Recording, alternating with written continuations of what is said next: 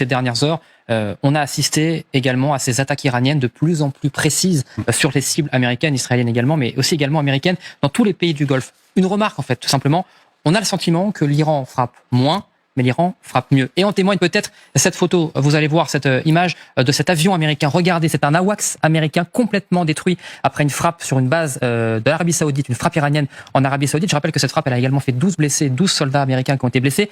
On va prendre la direction des Émirats Arabes Unis. On retrouve justement notre envoyé spécial Marianne Kotnov sur place, car il faut bien comprendre la portée avec cet AWACS donc qui a été détruit par l'Iran, un AWACS américain.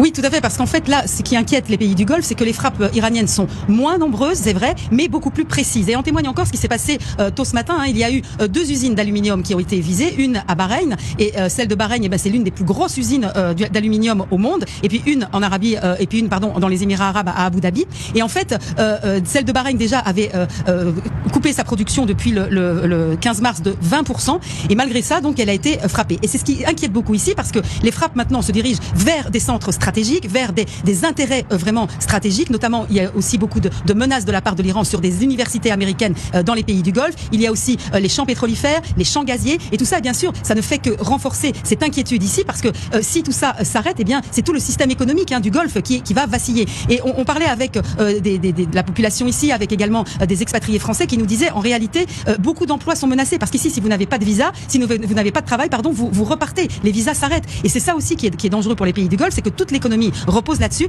et c'est ce qui inquiète beaucoup tous les pays du Golfe, qui voient ces frappes de plus en plus précises, de plus en plus ciblées sur des intérêts stratégiques, et ça, ce serait vraiment une catastrophe pour les pays du Golfe.